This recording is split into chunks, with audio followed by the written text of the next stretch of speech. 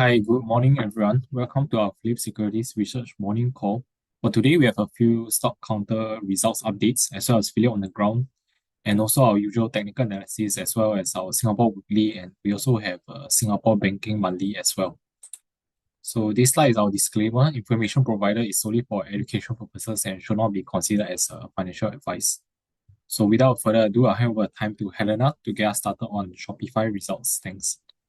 Thank you, Zane. So I'll start with Shopify. So overall, Shopify, we think they have solid execution, but the valuation is still stripped. So looking at their results, their revenue and PME were within our expectation. It was at 70% and 75% of our FY25 forecast. So what we always like about Shopify is how they're going to be able to balance their high growth and profitability, and they've been successfully doing so for the past few quarters. So their revenue rose 32% year on year, which is a steady acceleration across the entire year.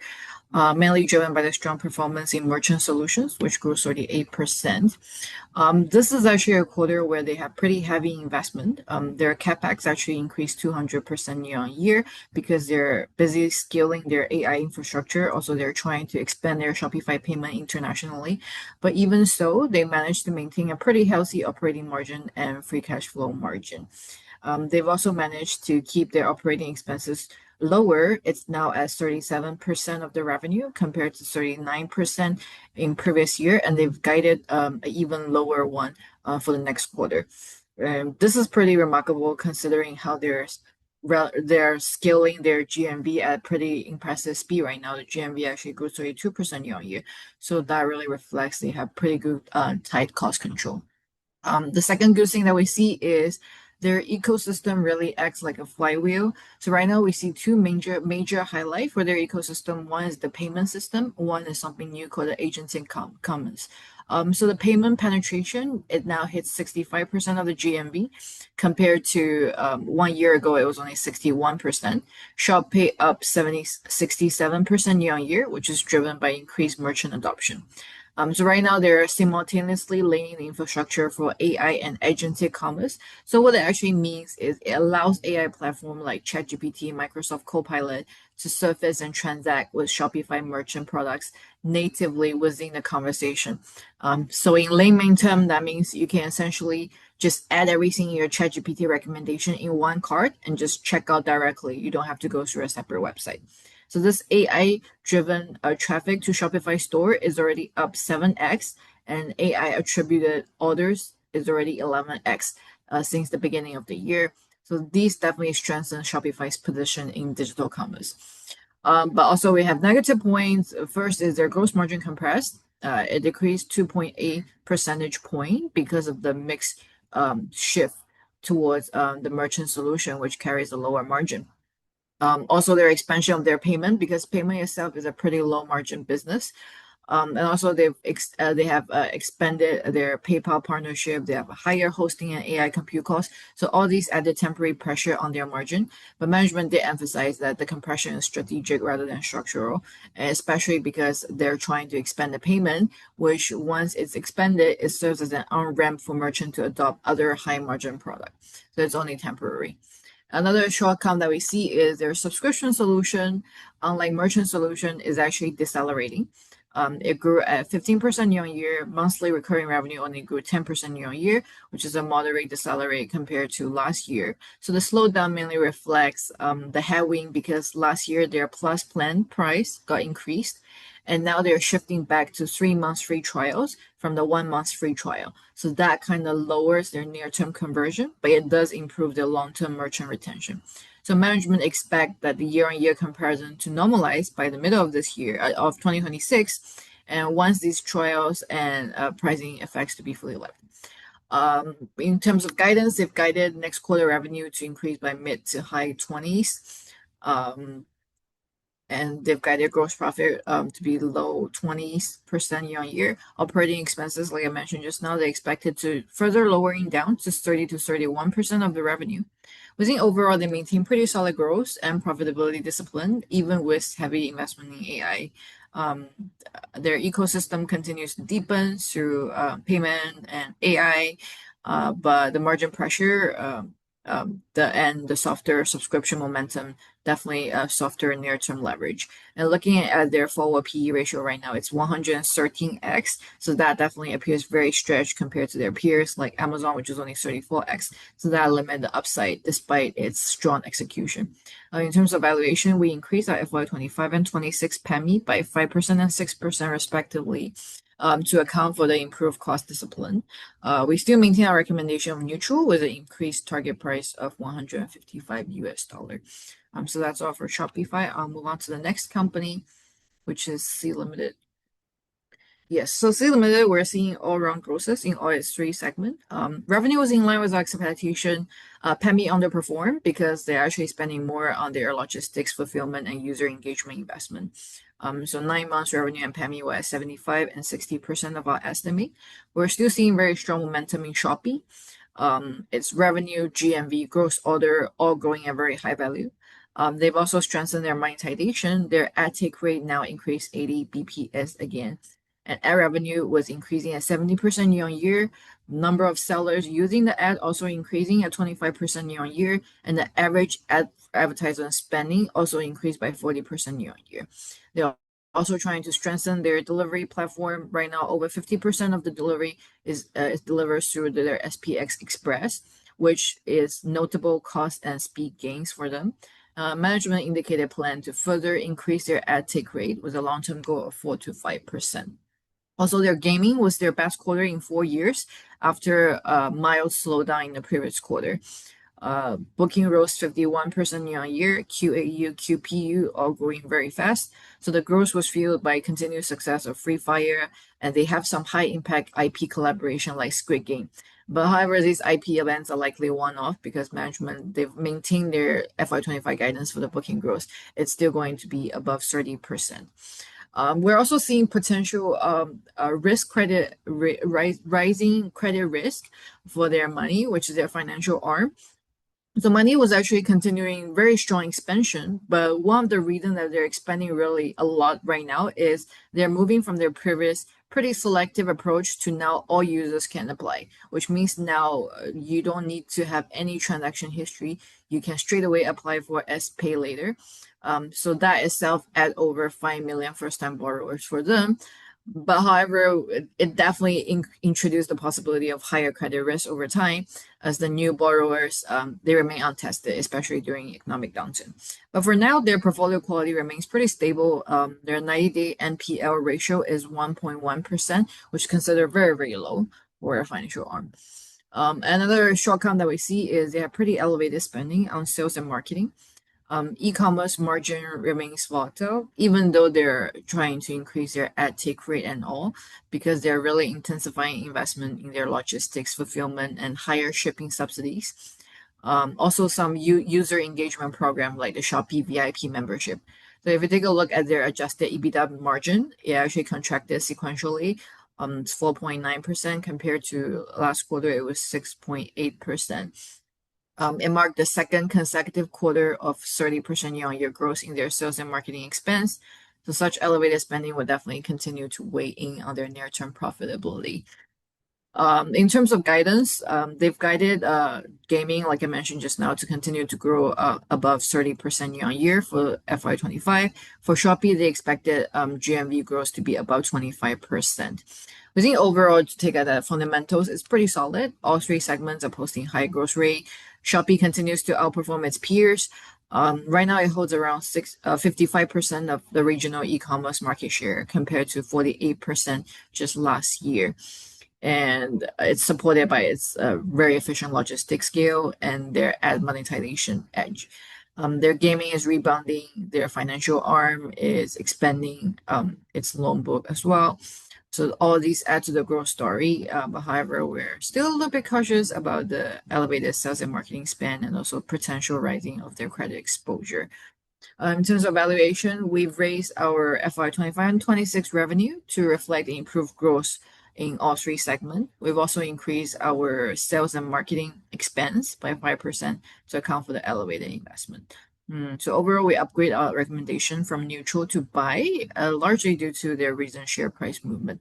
So our target price remains unchanged at $170. So that's all from me. I'll pass my time to Serena. Thanks.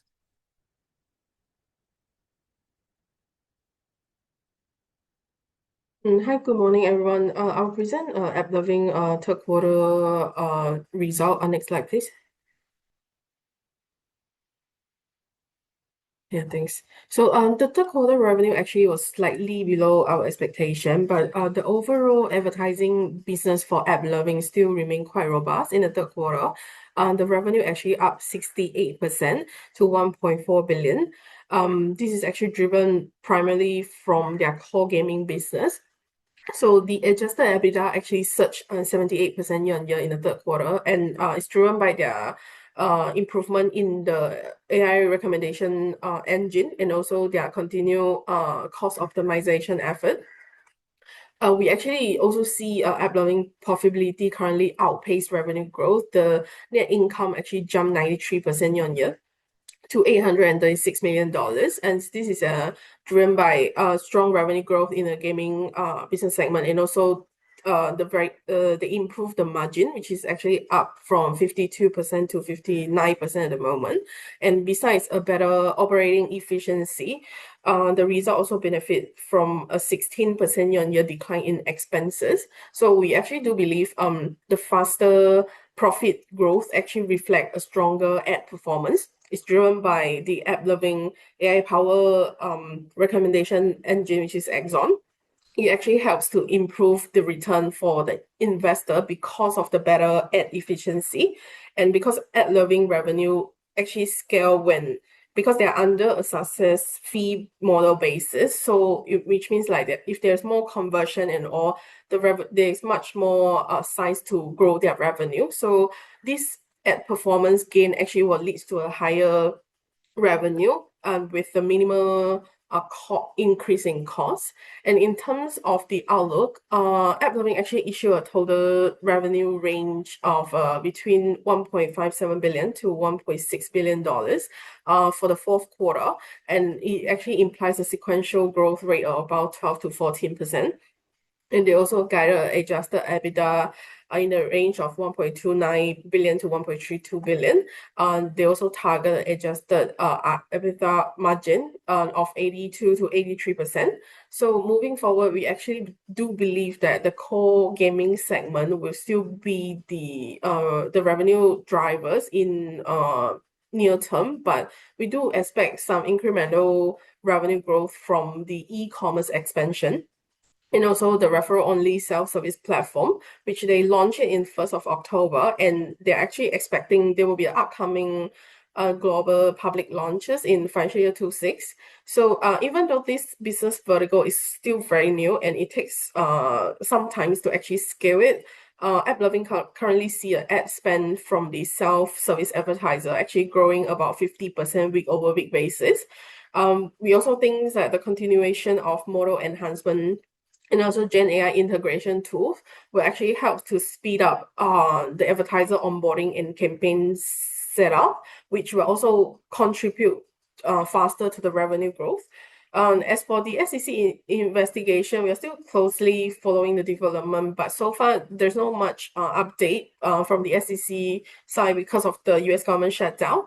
But at present, the update is that AppLovin denied the allegation, and they do continue to emphasize that the partner actually retains the right to audit the mediation partners. So for AppLovin, we still maintain our accumulate rating, and we increase our DCF target price slightly to $750 from $725.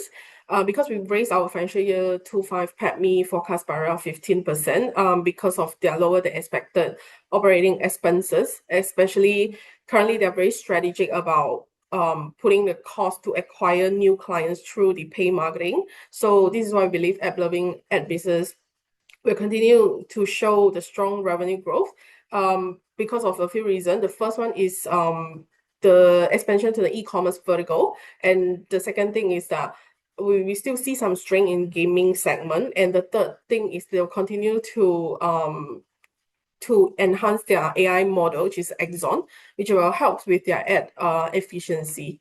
Yeah, so that's all from me. I'll pass the time to my colleague. Thanks very much.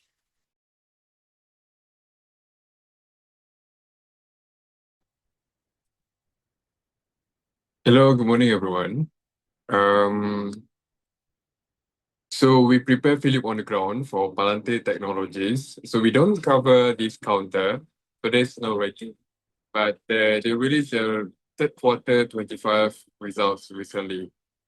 So what is Palante? Although it is not that unfamiliar to many, Palante is a data analytics company. So they provide software solutions that help customer to integrate vast amount of data and come up with an analysis to have better and faster decision making. So they had a significant growth this quarter, and the growth was mainly driven by two areas. So the revenue that coming from the US region, as well as the revenue that coming from this commercial business line. All right, so the revenue grew by 63% year over year to 1.2 billion US dollar. So this was mainly driven by the US region revenue, which make up about 75% of the total revenue. Other region is also growing well, but not as fast as the US region.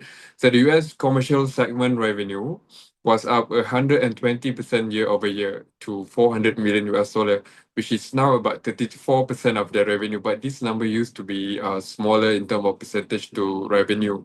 So it's growing faster and faster. So Palante also mentioned that the growth was driven by the existing customer who are scaling their subscription to a larger deal, meaning that they used to book smaller seats of the Palante product, but now they're upscaling, they're ordering more and more.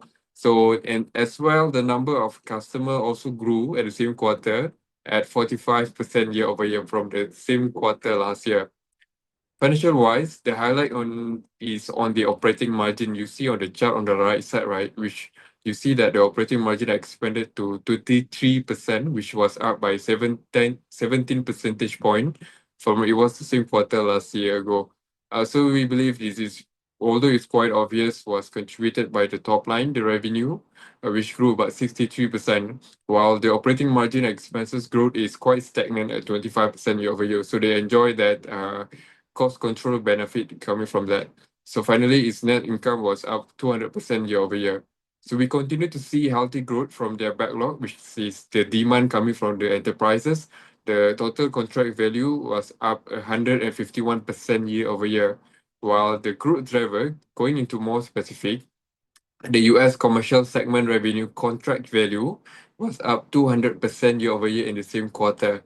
So they raised their revenue outlook because of the more than expected performance in this quarter. So the counter is now trading at 550 PE, and we think that is quite significantly expensive, at least compared to their closest peers who are also providing the same service in data analytics. So that's all for Palante. Next slide, please. So this is CoreWeave, right? Next slide, please. Thank you. So we also prepare Phillip on the ground for CoreWeave. So we don't cover these counters, so there's no rating. And they released their third quarter 2025 result recently. So what is CoreWeave? CoreWeave is a business model that rent out GPUs, which is the chips, right? That from NVIDIA to the hyperscalers and AI companies. So they make good money, especially in the market right now that is very short on GPU chips to power AI computing cloud. You heard many the hyperscalers keep mentioning that they are supply constrained on the cloud computing power. So this is where CoreWeave make money, right? They provide additional computing powers to companies like Microsoft, for example. So what's interesting about the company is that it has an exclusive right to NVIDIA latest and powerful chips, right? Which is the chips that many hyperscalers are short on. So they provide on that. So the revenue was up 134% from CoreWeave realizing its backlog at a faster rate by increasing their computing power supply to 600 megawatts in the third quarter. Financial wise, despite the great revenue performance, the operating margin was reduced to 4% because the operating expenses surged by 192%. And the company is still a loss-making company in the third quarter. And over the third quarter, backlog increased by 80% to 55 billion US dollar. I mean, this is already more than 20 times the current revenue, but now it's increased 55 billion. It is about 20 times of their revenue. So the backlog is really high. So this increase in backlog come from the 25 billion US dollar news of deals that they made in the recent quarter from Meta and OpenAI. So this helped them to diversify their income from relying too much on one big customer, because in financial year 24, their main customer was Microsoft, and that make about 60% of their revenue. Then the last highlight is that they also formed a 6 billion NVIDIA collaboration to scale the GPU and boost their AI. So that's all from me. I will pass over to next presenter. Thank you. Thanks, Fahmi. We presenting on Applied Materials, Phillip on the ground. We also don't cover Applied Material, but they released their full year results recently. So for those who are unsure, they are semiconductor equipment maker for foundry logic, as well as DRAM. For their most recent quarter revenue, is down 3% year on year. It beat their guidance midpoint. This is because they are being impacted by the US BIS affiliates rule. So this impacted their sales to China. As you can see at the chart at the bottom right hand corner, their China revenue declined by about 200 million. So that's about 10% decline in their China sales. But they mentioned that they are able to ship this 110 million in the next quarter itself, and it is included in their guidance. Overall, for the next entire year itself, they expect this rule to have a $600 million impact for the full year revenue. So this represents about close to 10% of their full year revenue. And so overall, I think in general, this export rule has been in place since 2024, and this has stopped them from selling to China's DRAM market, as well as some of the legacy chips, and it has been affecting Applied Material more significantly as compared to ASML and Lam Research. I'll explain more later. For Applied Materials net profit, it increased by 10%. And also they announced to reduce their headcount. So this is also a boost to their net profit, but only for the next quarter itself, because the OpEx will not spike as much. For their guidance wise, they guided a negative 4% year on year decline for the next quarter. This is because of the impact from the rule of the US export rules. But Applied Materials management also expect growth to be weighted towards the second half of 2026 itself, because their customers indicated that the WFE wafer fab equipment spend will kick in, being driven by leading edge foundry logic as well as DRAM. And they also mentioned that there's more demand visibility from their customers compared to previously. Now their demand visibility can be 1+ year and 2 years. Yeah, so overall, our outlook for Applied Material is that I think that they will remain as the biggest laggard compared to ASML and Lam Research going into 2026. So if you just talk about China revenue as a percentage of their entire revenue, right? For ASML itself, last year their full year percentage was 36% of China revenue, and the most recent quarter for ASML's percentage of China revenue is 42%. So they managed to grow from 36 to 42%. For Lam Research, they managed to grow from 42% full year to 43% in the most recent quarter. Then for Applied Material, last year full year, China makes up 37% of their revenue. Currently, it only makes up 29% of their revenue. Yeah, so this shows that Applied Material is being more affected by this rule, because the rule targets the affiliates themselves, and Applied Material has more relationships with these affiliates that are being targeted. Yeah, so going into it, we do think that this trend will still continue. However, there's a positive indication from memory and foundry customers for equipment makers as well as component suppliers, which includes companies like UMS as well as Franken. We do think that for the second half of next year itself, the demand will start to kick in. Yeah, next slide, please. I'll be also presenting on Centurion's third quarter update. We released the results. We released our report this morning. Yeah, so Centurion's third quarter results, they released some revenue figures but not much financials being released. Their revenue is within our expectations. Their 9-month revenue is 74% of our full year forecast. The positive for Centurion is that the Singapore worker accommodation and UK student accommodations maintain their growth. For Singapore itself, it increased 10% year on year, the revenue. And this is being driven by positive rental revisions because of the strong demand for worker accommodations. Then for UK, it increased by 5% year on year in terms of revenue, and also because of positive rental revisions. As for the negatives, their Australia and Malaysia segments face a bit of regulatory headwinds because which affected their occupancy rates. For example, Malaysia occupancy declined to 83%. Last year, same period was 90%. Because Malaysia, there's a 13th Malaysia plan which kicked in to cap foreign labor to 10% of the total workforce by 2030. But however, we do think that this is a temporary headwind because in the plan itself, they also mentioned that it seeks to improve the workers' living standards by providing them with appropriate accommodation, which we think that Centurion will be able to benefit when Malaysia government requires workers to be housed in approved dormitories itself. Yeah.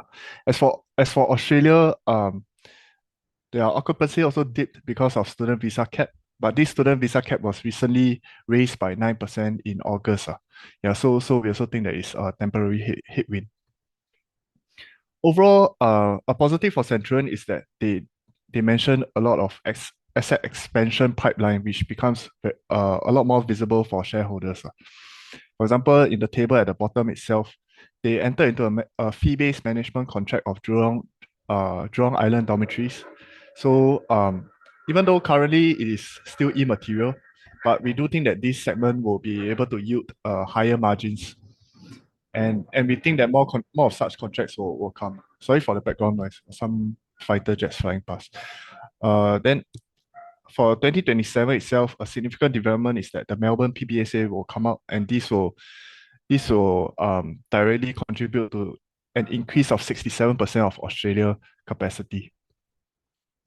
Yeah, so our outlook for Centurion is that next year itself, the adjusted PATMI will drop by about 35% because of the impact of the REIT. However, after that, we do think that the PATMI will recover, and because we still like Centurion because they currently have a much stronger balance sheet. Their net debt reduced by almost 90% from previously it was 530 million. Now it became about 60 million. And because of the strong management track record, we do think that it will drive growth from 2027 and beyond. So this is more of a longer term growth story. And we lower our target price, but we upgrade to a buy because of the recent share price movements. And our target price is before dividend is PC distribution, which we think will also yield shareholders 7.5%. And currently Centurion trades at a 4% discount to its NAV per share of 1.44. Yeah, so we think that the share price is being overly beat down recently. Yeah, so that's all from my end. I'll hand over the time to my colleagues. Thanks.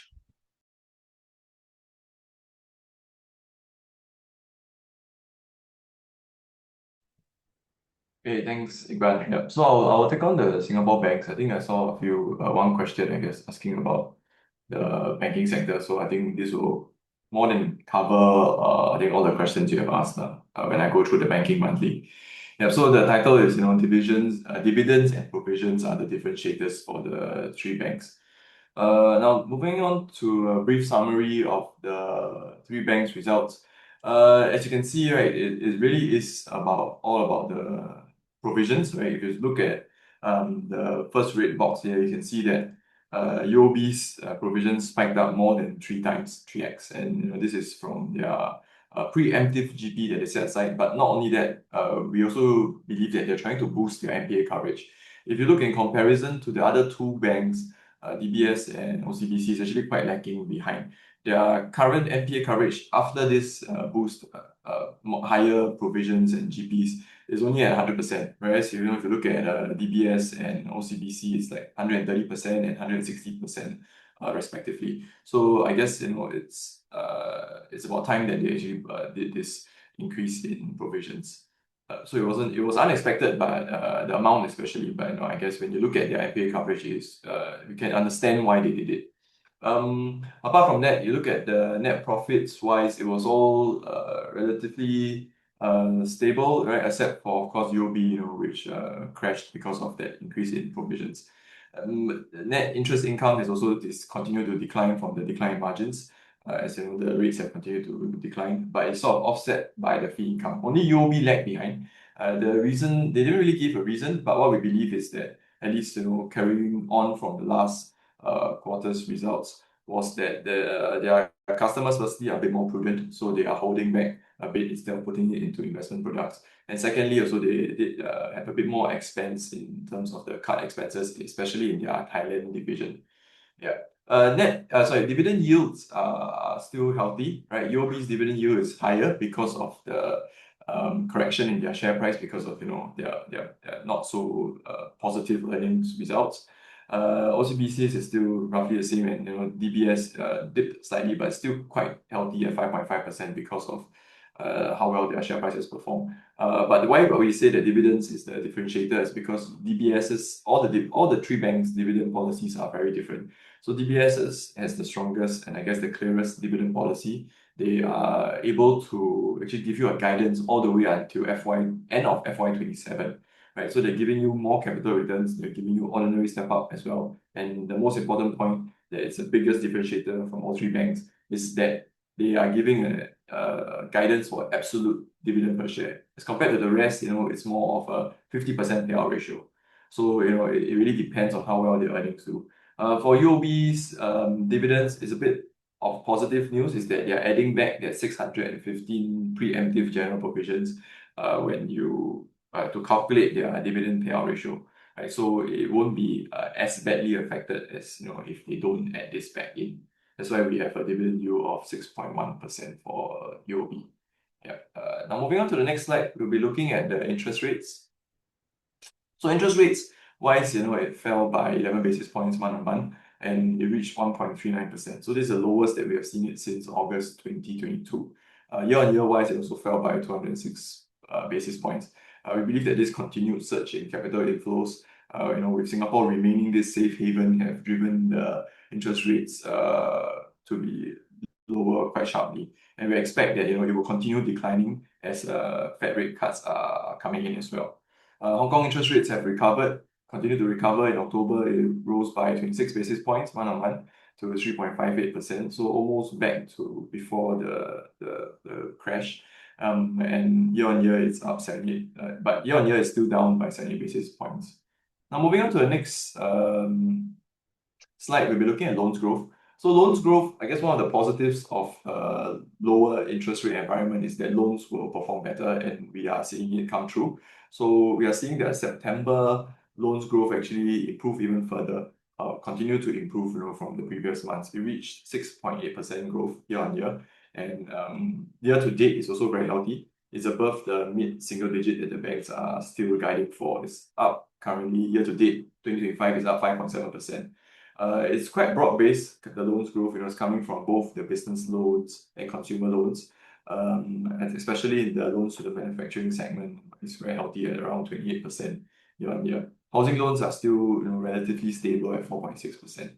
Moving on to the next slide, we'll be looking at the deposits as well as the current account, savings account. Yep. So the total deposits and balances, this includes all the deposits in Singapore. It grew by 9% year-on-year, so it has continued to grow. And more importantly, we're looking at the CASA or current account, savings account proportion, and it has risen to 19.7%. On top of that, the growth of CASA has also grown by 17% year-on-year. So if you compare that to deposits, it's actually growing faster than deposits. What we can take from this is that a lot of apart from firstly funds are coming in, which is why it is growing. Secondly, a lot of the fixed deposits are shifting out and then going into CASA. So that's why firstly CASA growth is faster than deposit growth, and also the CASA proportion is increased.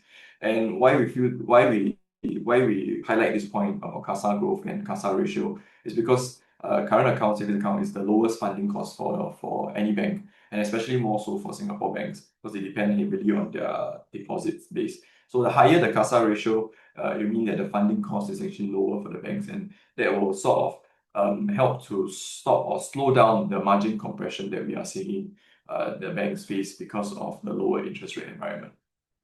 Yeah, so that's why we feel it's important. Now, moving on to the next slide, we'll be looking at the SGX statistics. Yeah, so SGX statistics, the SDAV, the securities volumes have continued to increase. It rose by 26%. The institutional inflows as well as the active risk management did continue to drive the growth. The VIX was also higher this month, in October. It was up to 18.1 compared to 15.8 the previous month. And we also believe that this heightened volatility could continue for the rest of the year, especially with Trump being Trump. It will continue to benefit the SDAV. But the DDAV was down slightly. It was down by around 4%. On top of that, we also believe that the volumes could benefit from the 5 billion EQDP that the MAS and the government has introduced. For the top 4 equity index futures turnover, it was down by 24%, mainly pulled down by the decline in the FTSE China A50 index futures volumes. Now, moving on to the next slide, we'll be looking at the share price performance of the 3 local banks. So it was up slightly in October by around 3%. It was again, carried by DBS, which was the strongest performer for the month. It was up by 5%. OCBC also recovered quite well, up around 3%, whereas UOB was flat. So take note that October was before they released their results, right? So November, then we'll see a decline in UOB because of the results, the poor results. The reason why DBS has performed the best and continues to be the best performer after so many months, and I guess for the whole year as well, is because of their clearer dividend policy and their guidance that they have also continued to give for the rest of the year, and not just for 2025, but 2026 and now 2027. Yeah. So moving on to the next slide, we'll just be concluding. So, with the continued decline in interest rates in both Singapore and Hong Kong, the bank's net interest margins have continued to be compressed, and this will affect both the net interest income as well as the earnings. But we believe that fee income and the loans growth that we have seen will help to offset some of these declines. The yield is still quite healthy at around 6.1%, and but among the 3 banks, I guess that's the hottest question out there is which is our pick, and that will be DBS, mainly because they are managing to hedge a lot of their deposits, and that's why you can see their net interest margins. The compression is a bit slower than the other 2 banks, and also their fee income growth is also helping to really offset a lot of that decline, and being able to maintain their earnings pretty flat. And on top of that, and the most I guess the biggest differentiator would be their dividend yield and their dividend policy, which is a lot clearer compared to the other 2 banks. Yeah, so that's all I have for the Singapore banks. I'll now hand it over to Darren. Thanks. Yeah, thanks, Glenn. Run through Prime US REIT. So for Prime US REIT, we think the recovery is on the horizon. Mainly because of increasing occupancy, and there are signs that the US office market is improving. So for this 3rd quarter, just an operational update. So very little financial numbers were given. So the DI was down 26%. That's mainly from lower occupancy, as well as higher interest rate from the loan that they refinanced last year in August 2024. So occupancy year on year is down from 83% to 80.7%, but quarter on quarter is up slightly by 50 basis points. So for the positives is that the portfolio recovery, the occupancy, we expect it to increase to 85% by year end. So that's because there are about slightly over 150,000 square foot of leases that are in the pipeline that are going to finish closing. So that will be expected to close by end of the year. So that accounts for about 2.5% of the NLA. So that will bring the year-end occupancy to around 85%. So in the longer term, 2026, we're expecting the occupancy to reach about 90%. And this quarter specifically, the rental reversions were very high, 14.3%. The 2nd quarter was also positive at 4.3%. So rental reversions are looking strong for Prime. And They continue to want to increase their WALE. So their WALE previous quarter was 4.7. Now they increased it to 4.9 with longer lease, with the signing of longer tenure leases. Yeah, so for them, their balance sheet is very strong. So they have a strong liquidity position. So this will help them to pursue larger tenants. So because right now in the US, as you all know, the TI and free rent, all these are very important to acquire these larger tenants. So Prime, they have almost 100 million in debt headroom and their leverage 45%. So they do have a capacity and cash that they recently got from the private placement as well. All these can help to finance these tenant improvements, tenant incentives, and capex. Yeah, so for them, they are focused on extending the portfolio WALE as well as signing large leases and long-term leases as well. And they continue to benefit because their portfolio is a Class A. So Class A and trophy assets are seeing the biggest demand, while Class B and Class C assets are still very weak. Probably the recovery will never come for those Class B and Class C assets. Yeah. So right now, banks are currently are showing signs that they are starting to be willing to lend to finance trophy assets. So likely that is a positive sign that there's a recovery in transaction activity. And according to JLL, the US office leasing volume is up 6.5% year on year, so that looks quite promising. And in prime submarkets specifically, there is very little new supply. So that all these will help to support the occupancy and rental growth as well. Yeah, and just to recap that 10.8% of their committed leases has yet to contribute cash rents. So for prime, basically only about 70% of their occupancy currently is contributing to cash. Yeah, so going forward, this 10.8% will start to contribute from the fourth quarter onwards and into 2026. So we are looking at a very, very strong 2027 number. Yeah, so no change to our TP and our recommendation. We maintain a buy. So currently, Prime, they have indicated that they will increase the payout ratio from 10% to 50% starting in second half 2025.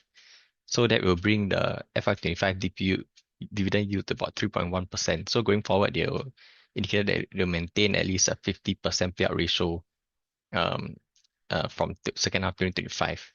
Yeah, so Prime is still trading very cheap at over 60% discount to NAV. So we think it's a good opportunity to enter. Yep, that's all for me. I hand over time now to Hashim. Thanks. Thanks, Darren. I'll be going through SIA Engineering's results. Results-wise, they did well overall. Main things that stood out were the company's performance in engine and components, where they had a 60% increase in revenue year on year. And their operating margin also spiked 274% year on year. So this was mainly due to their SIA contract repricing and their capacity expansion. So for background, SIA signed a 1.3 billion contract repricing in April this year. And this was for a period of 2 years with a 1-year extension. So before this new contract, they had another contract signed in April 2023, and that was for 1.1 billion. So this contract, at least at face value, is about $200 million larger. So associates and JV performed well. Share of profits increased 21.7% year on year to 71.3 million. Their Singtel JV increased their throughput of Rolls-Royce engines by improving their supply chain. And their Eagle Services Asia JV has a lot of demand for GTF engine MRO services. As globally, there is a trend of GTF engines requiring a higher than anticipated repairs. For the negatives, they had a 4 million impairment charge in one of their contract. So this is because of an exceptionally high component removal rate by the customer.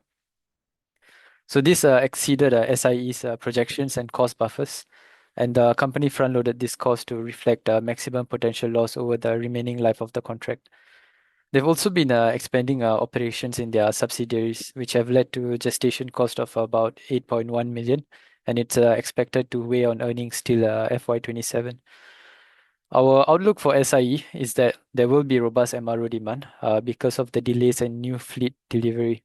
So SIA, which is SIE's largest customer, making up about 70% of revenue, submitted an order for 31 Boeing 777X airplanes.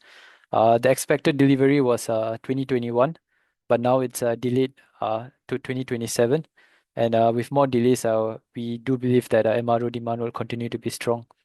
And the gestation cost we talked about earlier, it's expected to peak FY 26-27. So we also will see a lesser impact on margins. In summary, we like SIE because we believe their differentiation lies in the fact that they are well positioned to capture the current MRO demand as well as the MRO demand for next generation aircraft engines, such as the ones in the Boeing 777X. This is because they already have established JV with the engine manufacturer General Electric to provide MRO services for the new GE9X and GE90 engines. We also believe Sesel JV will differentiate them more from competitors as they are refurbishing their Seletar site to capture high yield repair opportunities by investing in an advanced repair facility. With that, we downgrade our rating to accumulate with a higher TP of $4.14 given a recent share price rally. And I'll pass my time to Paul.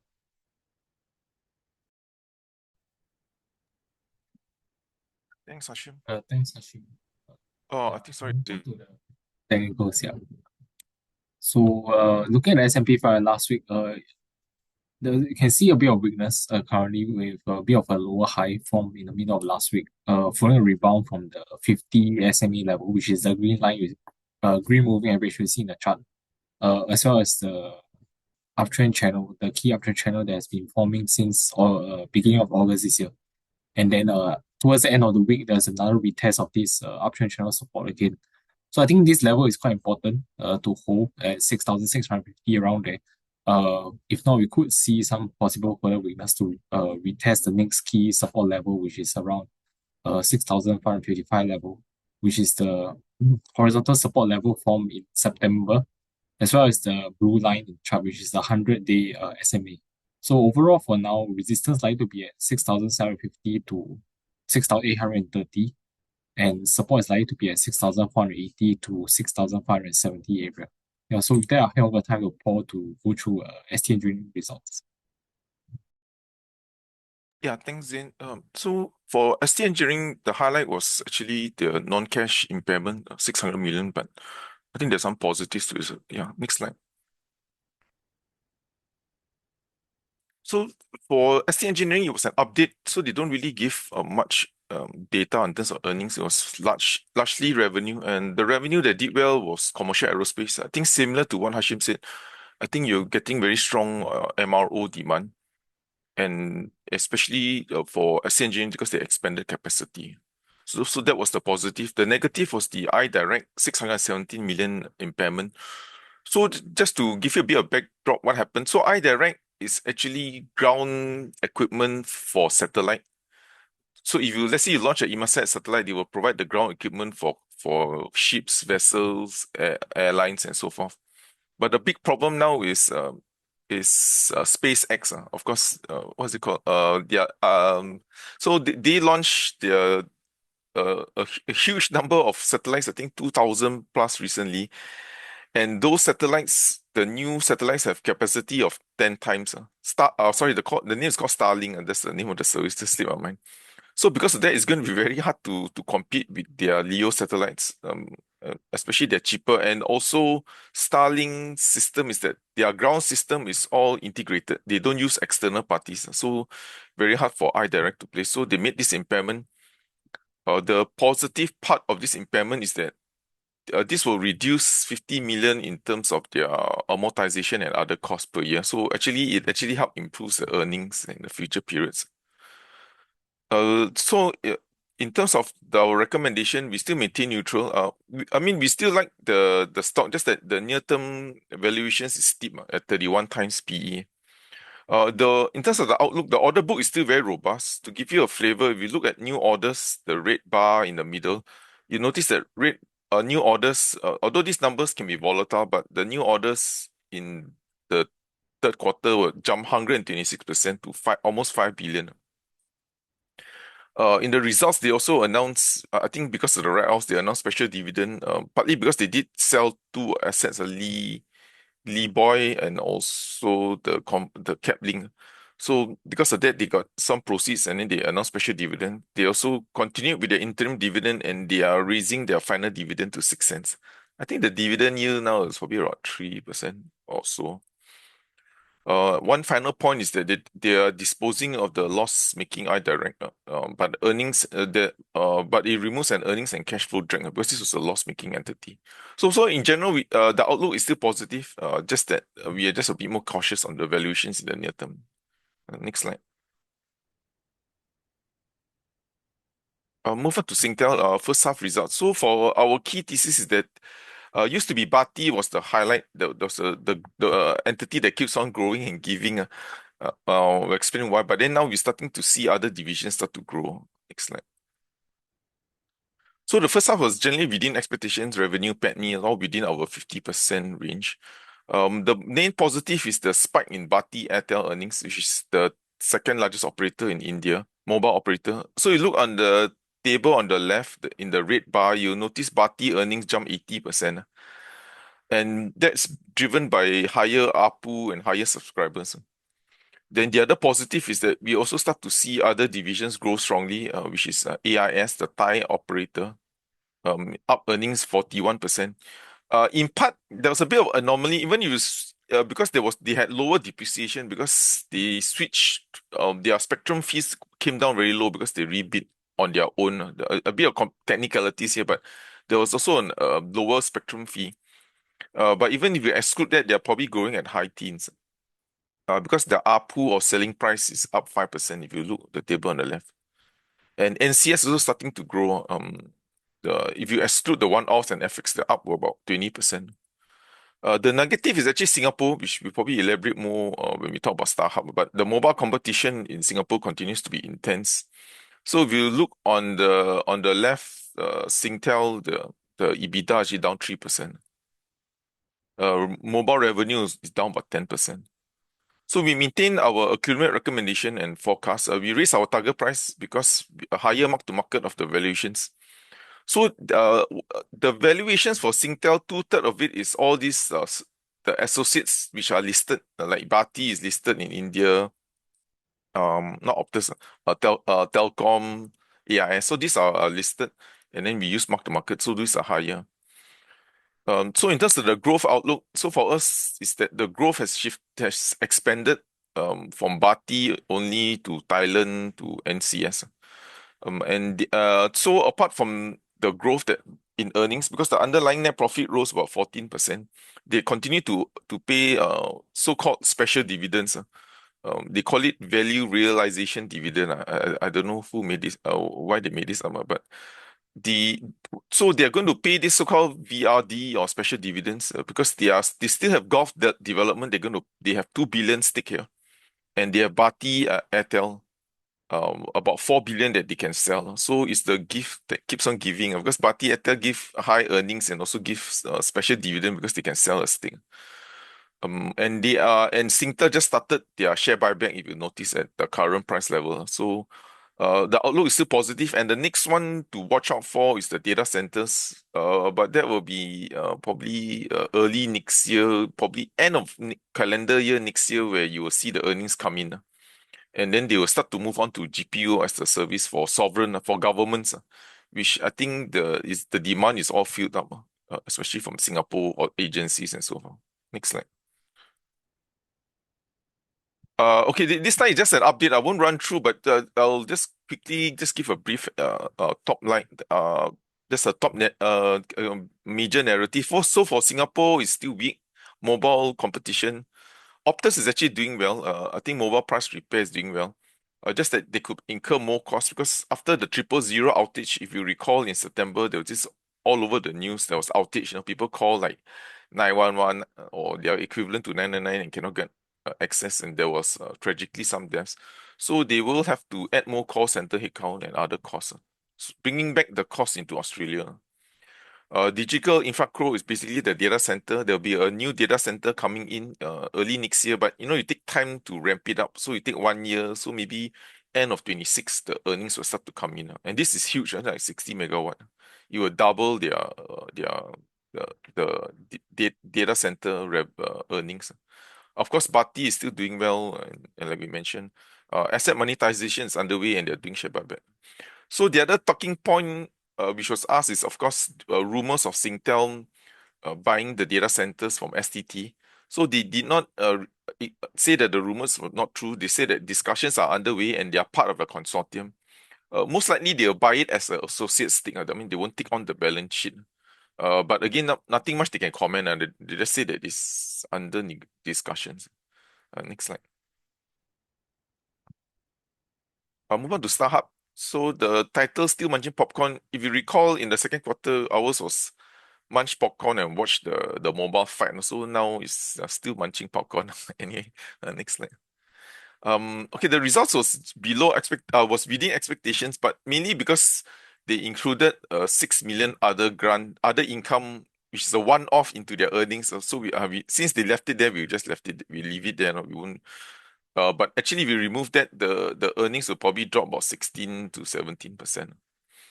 The positive is, when earnings is weak, the positive is always going to be cash flows. So their cash flows is still generally strong. Free cash flow of 140 million, it should be more than sufficient to pay their 107 million in dividends, excluding the spectrum of the 700 megahertz. The negative is the pace of mobile revenue is declining. Decline is increasing. So you look at mobile revenue, it is down 10%. Curiously, it's also same like what is being experienced by Singtel Singapore. That's what we mentioned, the mobile business. So the problem with revenue dropping is that when revenue drops, it falls all the way down to the bottom line. No, because mobile business is a very high fixed cost business. So once revenue drops, it's a big red flag for us, because then you drop 10%, earnings will drop even more. So that's why we are a bit more cautious on the whole Singapore mobile sector. In terms of our so if you look at the EBITDA, is down about 10-11%, and we think it could worsen in the coming quarters. So we lowered our EBITDA. Our neutral is maintained. We lowered our target price in line with the lower valuation earnings. So for us, our prognosis on this whole mobile competition in Singapore is that we are assuming mobile competition will not abate until end 2026. Partly because I think once the merger happens, the market share, I mean, roughly maybe 40, 35, 25. I mean, Singtel 40, Simba 35, then they have 25. But I think Starhub will want to close the gap in the market share with Simba. So because they don't want to be the smallest or too small, they're going to fight for market share now. And they will probably feel that Simba will be busy with integration and synergies. So Simba will be more vulnerable because right now they are busy with integration and all that. So this is the chance for Starhub to raise market share. And of course, Simba will be burdened by high interest and all that. Yeah. So that's our view. That's why we think mobile competition. And as a side note, I think Starhub actually raised the competition recently. They are introducing unlimited mobile, so you can get a mobile plan unlimited. You can stream the whole day, 24 hours, and there will be no data cap. You can use it like a home broadband. Okay, the one upside that could happen for Starhub is that there is a potential special dividend opportunity. If you recall, they have a 56% stake in a cybersecurity company called Ensign, and there's a call put option where they could sell it to Temasek for 20%. So we assume this could maybe give them a 4 to 6 cents special dividend, maybe if there's a gain on sale. We're not sure because valuations is hard to compute, but that's the kind of numbers that could happen in terms of special dividend. So for us, we are still staying away from Starhub because of the competition in Singapore. Next slide. So move on to ComfortDelGro. So macro and taxi headwinds. Macro because weakness in the UK consumer. Next slide. So the results was the revenue was within expectations, but net profit was below. The positive is the UK continues to be strong. So if you look on the table on the left, you'll notice the UK. So UK earnings up 48%. Even if you exclude the acquisition, this thing called Edison Lee. So Edison Lee is like the premium chauffeur-driven limousine that they acquired in November. So if you remove that, the earnings will still have been up about 18%. So the performance is strong because the London bus routes that they're doing they're being priced higher. So this is going to be a story that you will hear at least the next 2 years. Because right now it's only 50% completed, all the routes being priced higher. And most of these contracts are 5 years to 7 years, so it will take time. The negative is actually Singapore. So Singapore earnings, you look on the left, you notice Singapore earnings is down 14. So there are two reasons why Singapore is big. So the taxi fleet for Comfort is down 10%. No, usually the taxi fleet down maybe 4%, 5% at most, but in the third quarter it sharply fell. Next time I'll do a chart, but mainly because I think they were renegotiating 2-year contracts, and then I think a lot of the taxi drivers left. I mean, that's my own view. So and then they lost the Jurong West. So all this is going to filter on the subsequent quarters. So that's why Singapore will be the weak spot. So we reduce our earnings, we reduce our target price. So in terms of the positives for them in the coming FY26, the London bus repricing, of course, will continue. In Australia, they're having some industrial action, so that is going to be resolved by this month or maybe next month. So that would help on the driver shortage, and then Manchester contract will start to contribute next year more meaningfully. They also won some real contracts in Stockholm. So all this will drive the earnings. But the offset is that Singapore will be weak. So like I mentioned, the taxi fleet decline, you feel it in the next 4 quarters. The Tampines bus package, you feel it in the next few quarters also, and the absence of the OBU. So OBU, as those who have cars, you have to install the OBU. So this is actually giving them a pickup in earnings, almost 7 percentage points, if I calculate correctly, for Singapore. So that will end in the tail end in 25, so that you won't get that in 26. So that will also going to hurt earnings in 26. So there are some pluses and minuses. So that's why the earnings growth will be more muted for ComfortDelGro. Next slide. Yeah, I think I don't know how many more I got, but anyway, we got Valuetronics operating earnings growing stronger. Next slide. So Valuetronics, maybe a name that people don't know. So they are a contract manufacturer. Something like a venture, but smaller scale. Their plants are in China and in Vietnam. So the earnings were generally in line with our expectations. So there's one unusual thing is because the earnings would have been higher. So the earnings was up about 3%, but it could have been 10 percentage points higher because they got 1 billion Hong Kong dollar net cash. So and interest rates are down, so it will hurt them. So you notice on the left, interest income actually down 30%. So that's almost like 9 million Hong Kong dollars drop. The positive is that operationally they are doing well. So if you look on the left, the EBIT is up about 17%. So they are doing well because of the new customers they secured. The negative is they did this Trio AI, like GPU as a service in Hong Kong. That the losses seem to be widening, is up to 10 million in the first half. So what they did was they sold a stake and reduced it from subsidiary to associate, from 55 to 20. So that will help reduce the loss. I think the customer adoption of it is taking longer than expected. So we raised our earnings very slightly, and then we increased our target price because the whole market is moving. So we have raised our valuations from 11 to 13 times, which is still a discount to the industry. I mean, venture now is trading at 18 times PE. Our accumulate is maintained. They are paying like 5% dividend yield, and they are half of the market cap is in cash. So they have about 1.1 billion Hong Kong dollar in cash, which is about, I think, 200 and I can't remember, 250 or 280 million in Sing dollar cash. So 2027 could be even better for them. They did mention that customer inquiries are robust, and even though because of the tariffs, everyone expect manufacturing to come back to US, but they don't see it that way. A lot of the US customers are still coming out. Manufacturers are leaving and looking for Asian supply base. So it's because, of course, inflation in the US is rising, and also because of the migration policies, harder to get workers. So a lot of the customers are still from the US coming to their Asia plant in Vietnam and also China, and they increased their capacity in Vietnam by 40% in preparation of this.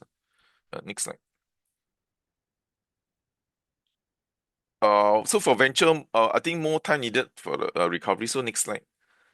So for venture, so what you see is what you get. They only give revenue, a net profit, and a bit of cash, and that's it. So only 3 data points from them.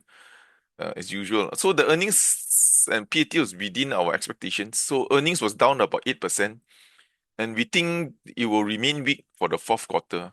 As usual, when earnings weak, we just look at cash flow. So the cash flows are strong. Although it's down year on year, it's still almost 200 million, more than enough to cover their dividends, about 200 million that they're going to pay. So they are also the yield, I think about 4+% or close to 5. So the negative for them, so what's pulling down the revenue, they shared with better clarity now, is a consumer lifestyle. So consumer lifestyle is essentially Philip Morris heated cigarette device. So actually they did a good job in improving the replacement rate. So this device used to change every 1 to 2 years because it was a bit not so durable. Right now they pushed it to 4 to 5 years. So of course, people that used to change 1 year now can keep for 4 years. So you get the natural decline in units. So this started in 24. So by the end of 25, you won't feel the drag anymore.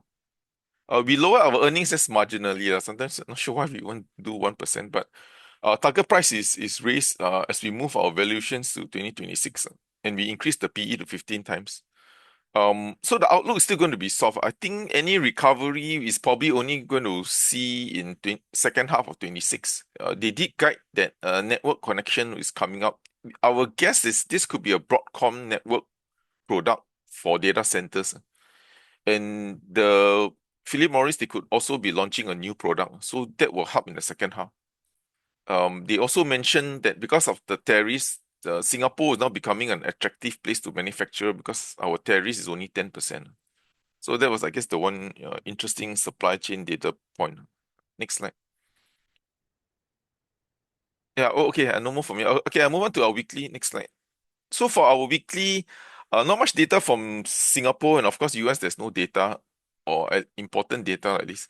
But we got a lot of data points from China. So in China, things are actually worsening. If you give a rating 1 to 10, you probably give China a 4 in terms of the data. So fixed assets is weak. It's the worst in 5 years since the pandemic. Retail sales is still steady, but the momentum losing a bit. Exports, first contraction in 8 months.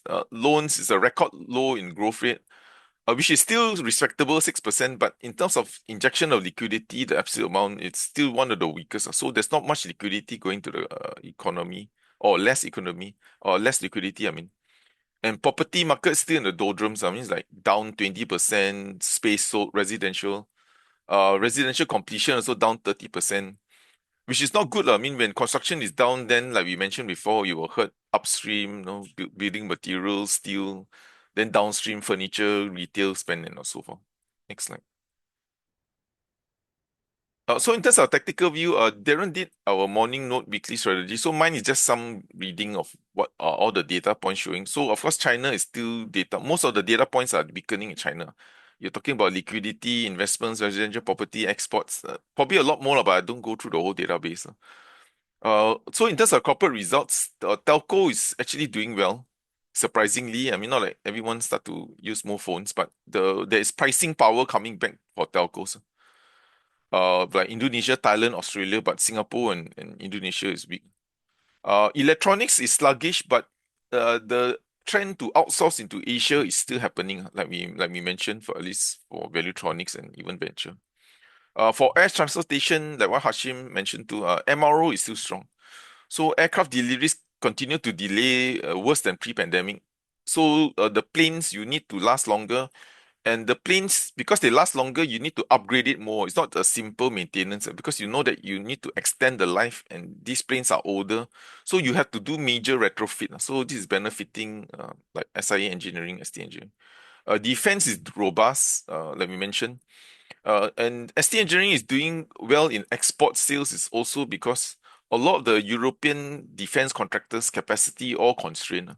Because as you know, Europe suddenly the demand jumped up, and a lot of them don't have enough capacity.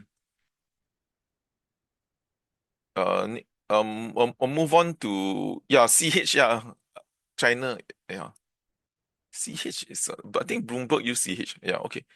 In terms of the events, NVIDIA results coming up, Fed meetings, Walmart, and these are the two last corporate webinars we will have open to everyone. Yeah.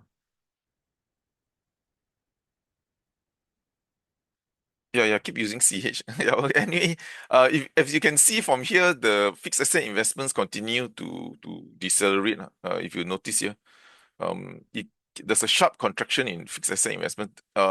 Retail sales not is steady, but not like very encouraging. Next slide. Then this is just the liquidity conditions. If you look at the loan growth, of course, it's the record low for China, the blue line. But the red line is just a measure of the absolute amount of loans going into the country. I mean, the amount that is also shrinking. Property market is weak. I mean, the space completed is collapsing. Space sold, the blue line, residential is also collapsing. Next slide. Okay, so I got two more. For SingPost, just an update. The earnings was only five. Okay. So because SingPost, as you know, sold their Australian businesses, so this is the first time we can see what's the underlying earnings. So it's 5 million, and if you analyze it, maybe it's 10 million. Their market cap about 10. So the PE is probably pretty steep, like 100 times, I think. Yeah, based on 1 billion market cap. So what is causing the problem for them is the logistics business. So the logistics business from 14 million profit uh turn into 4 million loss because they exited into international e-commerce. So this is something that they used to do. So what they do is maybe like we highlighted before, in case those who do not know. So the parcels from China want to go maybe Europe, they will come to Singapore, then aggregate with other countries in Asia, then send to Europe. But I think what happened is there's a lot of competition. So right now, Singpost will focus more on international parcels dependent on the postal network. So that's the only place where they have the advantage. So as they exit this business, that's why they're still loss making. And of course, the letters business in structural decline. Post office business. So there are three parts to SingPost. There's this logistics letter, and then there's the postal office. That means the actual post office that we all go to when you want to deliver parcels. So that's also losing money, but there is that part of the business is under review. So the government is reviewing like how to resolve this. So they could maybe sell it back to the authorities or maybe franchise it. Or I'm not sure. It's still up to review for the last 1 year. The mall is of course performing well. The rents are up. So the third business for SingPost now is landlord, which is the SingPost Center. So our view on this stock is that the share price is fairly valued because everyone is all about selling the mall. So the mall, if they sell for 1 billion, the net cash of this company is largely zero net cash, yeah, or slightly maybe couple million here. So the upside for this stock is really if they turn around the postal network and also the lot, so which is hard to determine because this is still up to determination. So the combined assets of those assets, if unless they sell that, then maybe there's upside, or maybe 20% if they sell it, there's 200 million upside. So really not sure. There's a lot of moving parts, and even if it's resolved, like how much upside. So that's why we're a bit more cautious on this stock. Next slide. Yeah, okay, the last one, Citrum. So for Citrum, they gave an update. No numbers, they just give order book. So if you look at the order book on the left, I think that's the one that's worrying the market because they're not filling up the order book. The order book is down 23 to 26. So the order book is down like 30%, the net order book, which means the amount of jobs they left to do. The third point here is that was the one that caused the stock to come down because the termination by MERS, this WTIV. So this is for offshore project in the US, but I think you know how Trump is treating offshore wind. So the buyer is terminating. They are still going to deliver in January, but there is a issue of maybe making a write-off on this project. So the positive is that there could be one project. They're going to win one project, a very high chance. It's called the BP Tiber. It's a floating production unit, FPU. Yeah, and yeah, let's go down to the conclusion. There's a lot of moving things here, unless you got questions. But so this stock may actually move because they might get this BP contract. But then there's the past part. But then the negative thing is they're probably going to make a write-off on the MERS vessel that they rejected, that the customer rejected. So it's a plus and a minus, and so I got no positive view on this stock. So The other thing is there could be two more FPSOs, the 88 and 90. The problem is even if they win all this, it's just going to replenish the order book back to 2024. So that's why we are not so clear on the outlook for this stock. But they were definitely going to win this BP Tiber project. Yeah. Okay, thanks. We can move on to Q&A. Yeah.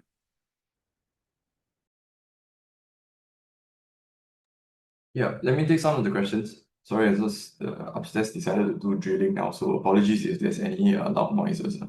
Yeah, just be quick with the questions. Someone asked, any opinion on Circle's results? Is it cheap in terms of valuations now after dropping so much? Yeah, so just some background on Circles. They are basically a stablecoin issuer, payment settlement platform, and so they are trying to build this new blockchain ecosystem.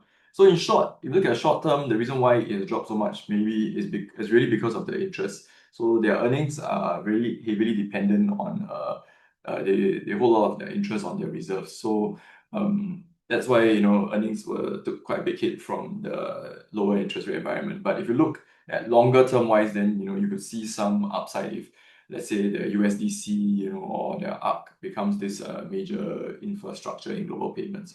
So it really depends whether you want to see short term or long term. But short term, I think they will feel some pain. Yeah, so let me look at UOB. Quite a few questions on UOB. Someone asked in the chat, do you recommend a buy for UOB? And also looks like UOB has allocated quite a huge provision. Is it far too conservative? Like I said during my earlier presentation on UOB versus DBS and OCBC, the main reason why they did it is because their NPA coverage is quite a bit lower as compared to DBS and OCBC. So that's one of the reasons why they actually bumped it up. So it's not like they're being very conservative. I guess it's more to be on par, because I think there were quite a few questions on why your NPA coverage is so low. And the reason they gave is because your SME bank was very different from the other two.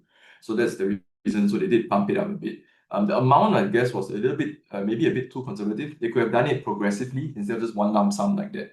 Yeah, and do you recommend a buy? No, we are still neutral. The main reason is because UOB, there's a lot of questions on whether or not they can maintain their earnings. Fee income for them has not been strong. If you look at fee income, it really lags behind the other two banks. Right? And the only way that they can grow, and we are seeing some growth, is if they continue to move their city assets into ASEAN. Right? Continue to bulk up on the city assets in ASEAN. So that's the way they are growing. But it hasn't really proven, we haven't seen any fruits of that outcome or that investment yet. Right, they're still growing a lot. I think this quarter was really because they had some card rewards expenses, in Thailand, which is why it set back their fee income growth. But overall, fee income is not very strong. Yeah, so I would say I'll still have a neutral call on UOB now. Is there a high chance for general provision in DBS to be reversed in the future? Right? Yes, correct. You're right. Yeah, I didn't add that in earlier because we had so many slides. But I did mention it during my DBS presentation, I think last week.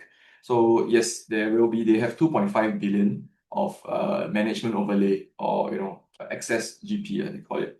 So they did say that they hinted that there would definitely be a high chance that they could write back a lot of these. So if you could see, if they do write it back, it could be one or two reasons, right? For one or two reasons. First reason being that there's a chance that because earnings decline because of the falling net interest margins and net interest income, so they need to balance their earnings momentum. Or the other option is that they want to have a stronger FY26 earnings, for example. So that's why they write back GP. Yeah, but they definitely hinted at it quite a few times that this general provisions overlay or management overlay could have a high chance of being written back. And they also have quite a huge sum, 2.5 billion. Why is UOB fee income performing so poorly? Is the wealth management business worse off versus DBS and OCBC, which is unusual because they are competing in the same segment? I would say all three banks are actually in the same segment. Yes, you can say that's true, but it's really different regions. Yeah, you look at DBS, it's a bit more Asia-centric, Singapore. OCBC is rather like China, getting the China inflows. And then UOB is, ASEAN region, especially now they have the city assets. So, they recently, maybe a year or so, then they managed to, fully take over the city assets. So I think we need to give them some time to see if they can prove themselves, if the wealth management business in the ASEAN region, that they have acquired, really whether or not it can pay off, right? But as of now, yeah, it's not really doing as well. A few expenses here and there, they are, I guess, unforeseen by them. Like they didn't really put that in. That's why we saw their performance not so good, sorry. And also the other reason that they give, and I think it's quite true, is that their customer profile is a bit different compared to the other two banks. Their customers are a bit more prudent, right? They prefer to just wait and see, when fixed deposit rates are high, then they'll put everything inside, right? But if you look at investment products, it's a bit more risky, right? So they will tend to hold off, and then they will just put it into your one account or your fixed deposit, even though the rates are so low. Yeah, another one here, what is the relation between Fed rates and local SG rates when it comes to local banks' NIM? Yeah, so it's quite a good question. Basically, a bank's margins follows the rates, right? That's how much you get charged for your loans, for your housing loan, any kind of personal loan. So if rates go down, the loan yields that they can offer to customers, or they can, let's say now if you take on a housing loan, I was just looking at it. I think DBS housing loan is like 1.6%. If you look at it 1 year or 2 years ago when rates were at elevated levels, it was like maybe 3% or 4%, right? So that's the reason why it will affect their margins. But the way that they are trying to compete it is that at the bottom line, that's the deposit. So that's how their cost of funds, right? So I explained it earlier, it will actually decline because they will also go lower the cost of funds, right? Like your deposit rates, your current account rates. So that will also be lower. But now because the loan yields are falling faster than the cost of funds, that's why we see this compression in the net interest margins. I think there's also another question that is related, with falling interest rates, why is CASA growing? Very good question. The main reason, it's a bit counterintuitive. You think that, rates are so low now, why are people even putting it into CASA? But the main reason is that on top of the deposit flows we're getting, right, fixed deposit rates are so low, right? They are like 1%. If you're lucky, you can get 1+% right now. Yeah, so the reason a lot of people are holding off is that they may not want to put all their eggs into the investment product basket or wealth management product basket. So they're just putting it into CASA because CASA is very, very liquid. It's safe and liquid, and if you use the right CASA account, you can actually get a better rate than if you put it into a fixed deposit now, right? Let's say, for example, if you use DBS multiplier, you just get the bare minimum, like credit your salary or do some payments. Your rate is actually like 1.6 or 1.8%, which is much better than any of the fixed deposit rates now that is provided. And you don't even need to lock it in for 1 year or 6 months. So that's the main reason why CASA ratio is going up, and CASA is increasing faster than deposits in total. Yeah, because of that reason, it's very liquid and it's safe, and the interest rates are slightly better than fixed deposits now. Okay, I think that's all. I think so. Yeah, maybe I'll just take this last one about Yang Zhejiang. Yeah, we don't cover, so we really very hard to predict any opening price. But one thing asking about what to expect when maritime comes in. Yeah, I think we will see some shift in how they value Yang Zhejiang Financial Group because of now they don't have that maritime segment in. So yeah, that's probably what will happen. There's one more here, sorry, for those. So CASA is current account, savings account. So think of your DBS multiplier, UOB One account, or OCBC 360 accounts. Those are all your current account, savings account, or in short, we call it CASA. Yeah, if you don't hit any of their targets, right, they will get like 0.05% per annum interest, right? If you try to hit some of their criteria, that's what all three banks call it, then you can get up to like, I think they did like 6%, but most people will hit maybe 1.8 to 2% kind of interest per annum. So it's still quite a good interest as compared to putting it into fixed deposit where you're actually locked in, you can't move your money anywhere. But of course, there's one caveat they must take note for CASA or these accounts, right, is that the rates can change instantly, right? So we have seen it happen with UOB, we've seen it happen with OCBC where they just cut it because they rates fall and then they want to cut their costs, so they just lower the rates. Whereas with a fixed deposit, if you lock it in, it's locked for that tenure. Yeah, so that's what in short what CASA is. Yeah, so for those 55 years old and above, perhaps better to put in OA instead of in CASA. You have to do your own calculations whether or not you want to put it into OA or CASA. Yeah, I think you can look at the rates difference and then you can decide yourself. I think it's quite apparent really. Yeah, for Ian who asked that question. Okay, I think that's all for me. I'll hand it over to the rest of my colleagues. Thank you. Thanks, Glenn. I'll take on some questions. Yes. It's a question from CK. Why is UMS shares falling after bonus shares exercise was announced? Can you please kindly share some thoughts on the exercise?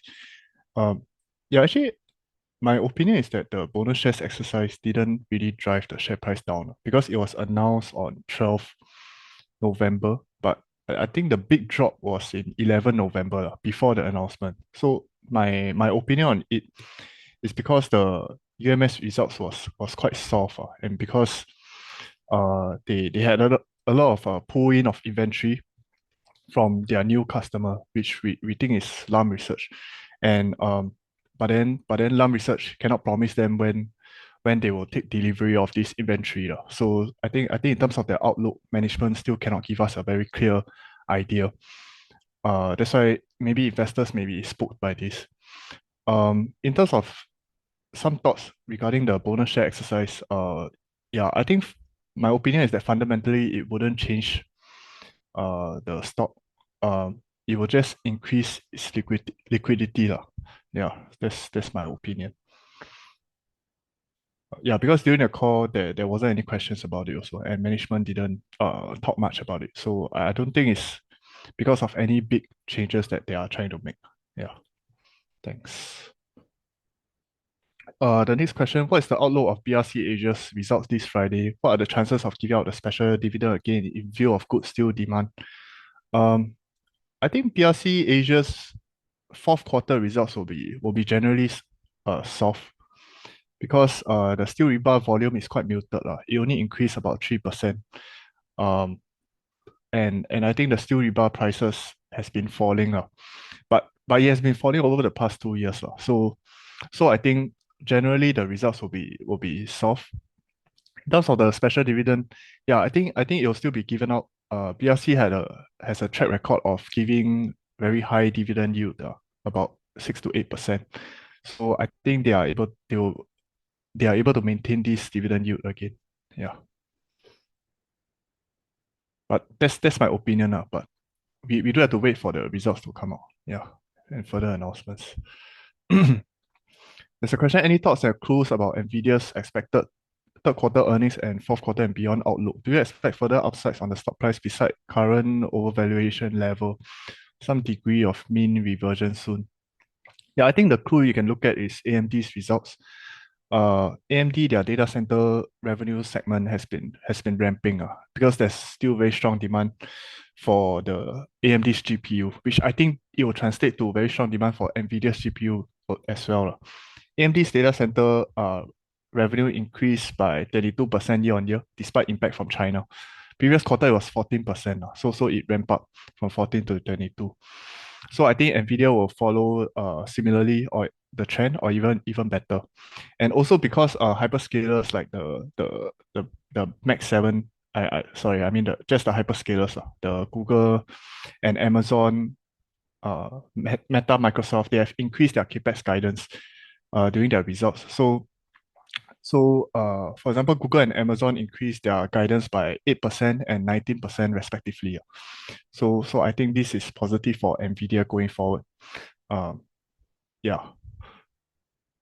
terms of Nvidia's valuations, I think currently it is trading at average levels. So it is not very overvalued. In terms of 1 year forward PE is about 42. So 42 times for 1 year forward PE is their average levels over the past 5 years. So I think there is still upsides to Nvidia.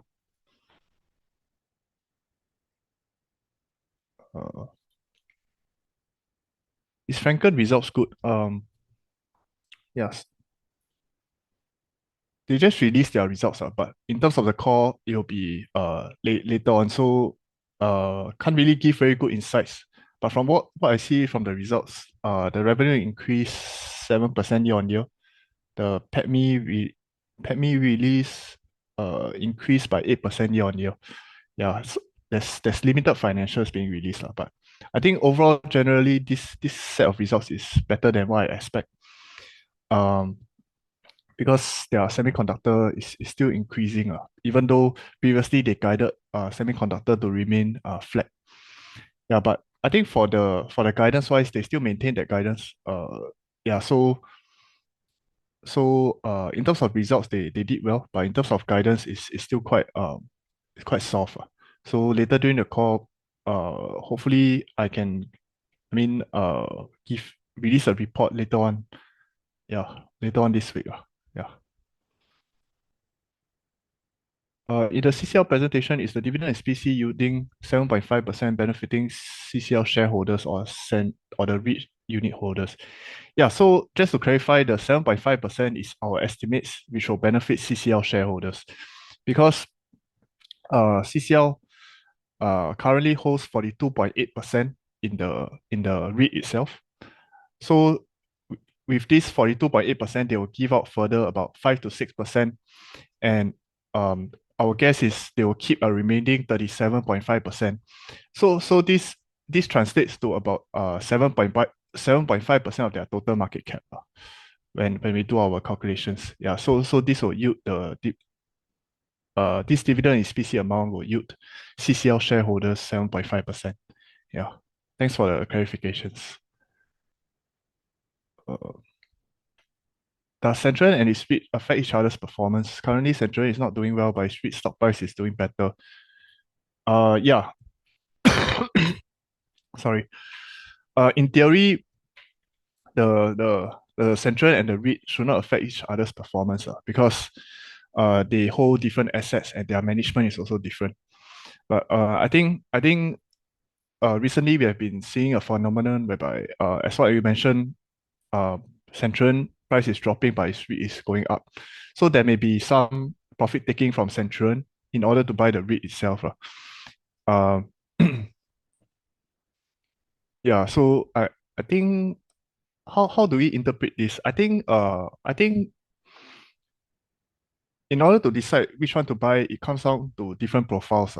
Because the REIT itself will still give shareholders a very stable kind of yield in terms of dividends. Whereas for Centurion itself is talking about shareholders' confidence in terms of the management track record and in terms of its growth potential for the next few years. Because right now Centurion has a much stronger balance sheet, which its same management can use to deploy to other growth areas in new segments. Yeah, so it depends on shareholders' objectives. Yeah. Next question, is Centurion accounts fit a buy based on its valuations? Valuations wise, it is trading at a slight premium to its net asset value per share. Yeah, so its net asset value per share is about 0.89, about there. So it's trading at about 20% premium to that value. Whether or not it's a buy, yeah, I think it holds quite quality worker accommodation assets, and we do think that the worker accommodation demand will still be quite elevated, especially in the current environment of high of the big value construction projects coming out. We do think that there is still very strong demand for worker accommodations. Yeah, so hopefully that gives some color. Sorry, questions just jumped. Is add value tech underrated? Keep getting contracts. Yeah, we don't cover add value tech. Currently the PE is about 32. Is a slight premium compared to average SGX tech. I mean, like if you talk about the semicon tech companies, their average is about 25. It's a slight premium. Yeah, and I think their current order book is 17 million, which is about their previous full year revenue. And I think today they announced they secure like 4 million worth of contract.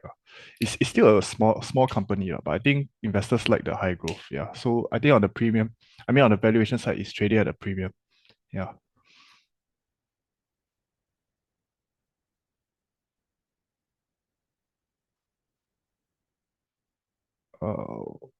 Okay, what's my view on PenU? Price seems weak even with the increase in construction activities and sales. Yeah, I think for Pen United, I'm optimistic. I, we still have the buy call lah. And because Pen United, we see the ready-mix concrete volumes increasing in the month of July and August. So we think that this slight uptick in volume shows that the ready-mix concrete volume is coming in. Yeah. So we do think that this will drive the volume expansion for Pen United for the second half of this year. Yeah. So we do think we do need to wait for their results, second half results next year Feb.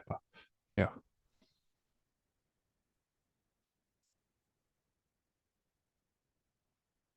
It's the PE for Centurion accommodation REIT.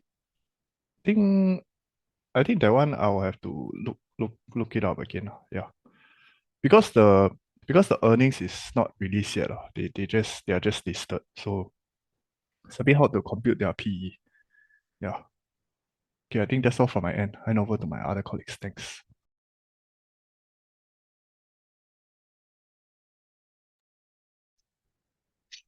Yeah, thanks, Iqbal. Yeah, so just to follow up on that, PE on the Centurion accommodation rate. So usually, yeah, the PE is roughly 23 times, but generally we don't really value REITs on PE basis because their income statement will be very affected by like fair value gains and losses and effects and all this stuff. So usually we do a DDM or a DCF or FFO for REIT, yeah, instead of a PE. Yeah, because of the very severe kind of fluctuation sometimes that we might get from the fair value gains and losses at the year-end valuations. Yeah, let me answer some other questions. Thinking that few yeah. You shared the positives for Prime US REIT with a buy rating. Can you share what are the negatives? Yeah, that's a good question. Yeah, so for Prime US REITs, it mentions not the positive, but for the negative, one of it I can think of is year-end valuations. So generally, we think that the year-end valuations will likely hold stable or will possibly improve from signs of recovery, or the my near-term view, I think will likely hold stable, but there is a couple of properties that might be affected because there is, for example, there was one the one property that is just across the street from Manulife, where Manulife they recently just sold the asset at 30% discount to valuation. So because of the recent market transactions, that might slightly affect the valuation of that particular asset. But generally, I think Prime US REITs, the portfolio might be stable. Yeah, and other risk factors that I could think of is probably the fact that their gearing is at, I mean, they do have sufficient debt headroom, but it's still at a 45% level, so it's not very favorable. It will better if it will dip down to 42% or lower. So gearing is also another factor. But other than that, yeah, cash flows are still quite positive. They still have sufficient cash balance to kind of finance all the tenant improvements and such.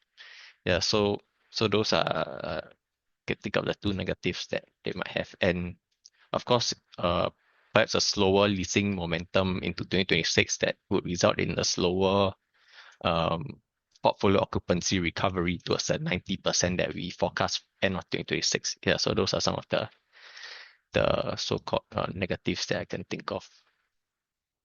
Yeah, but generally at the current price to NAV, 60% discount to NAV, we think yeah, it's a value buy. And yeah, one more question. Why December rate cut odds plunged below 50% now? What happened? Is it a good time to buy more REITs now? Yeah, so for us, we still think we are positive definitely on REITs, but why the rate odds plunged below 50%? Couple of factors, because one of it is the government shutdown. So because of that, basically there was a disruption of key economic data. So yeah, basically we do not know a lot of the data that were in October. So with all this uncertainty, that's why part of it is also because of all this uncertainty. That's why the odds plunge as well as the fact that recently the Fed kind of took a slight hawkish shift or so, hawkish tilt. So like Jay Powell, he came out and said that the December rate cut is far from a foregone conclusion as well. So yeah, that really jittered the market. So the market's is now pricing in like less than 50% rate cut. Yeah, as well as the fact like the uncertainty about inflation, yeah, and such. But generally our view is we still think interest rates are on a downtrend. So the market is currently pricing in about 3 rate cuts from now until the end of 2026. So with rate cuts and interest rates still coming down, yeah, generally that will still benefit REITs. So we still think REITs there is room to recover, but near term because of all these uncertainties, the recovery might kind of be halted or stalled for a little bit. Yeah, that's my general view. Yeah, okay, I hand over to my colleagues. Thanks.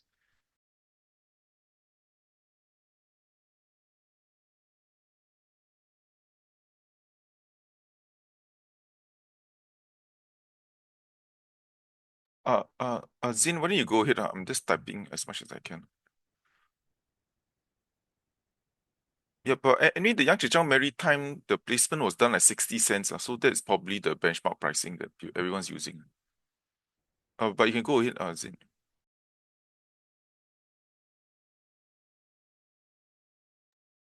Okay, thanks, Paul. I will share my screen for the TA.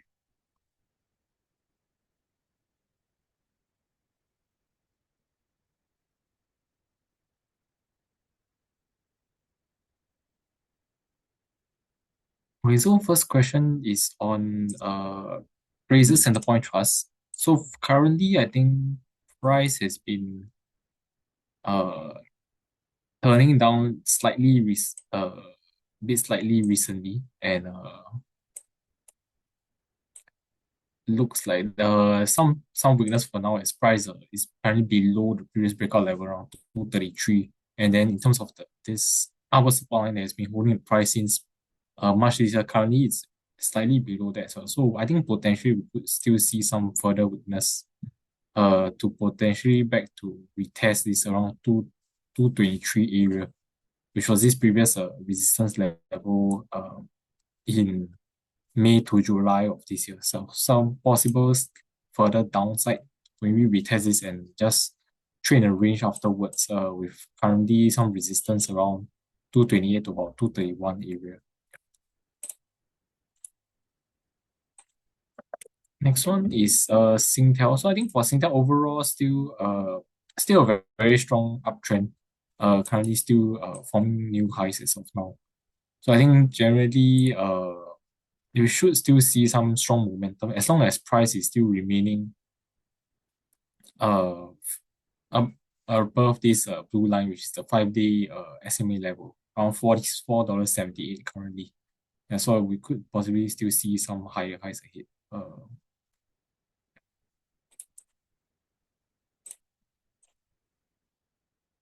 Okay, next question is on Hong Kong land. Yeah, so for Hong Kong land, I think currently in terms of the share price movement, currently we've seen a bit of a slight rebound retest recently, where price managed to actually retest this key level around $6.40 this which was actually a previous horizontal resistance breakout in July to September this year. Then subsequently price did some weakness back again, and then currently is doing a retest. So I think for now we might see some slight sideways consolidation at this level. Then if you can hold let's say around the above 624 this level in terms of the horizontal level, and just do some sideways consolidation holding above the short-term moving averages like the 5, 10 and 20-day MA, then perhaps you can see some possible further recovery to test around 660 around there. So for now, I would expect some possibly some sideways consolidation for now after a retest of this previous breakdown level at 640.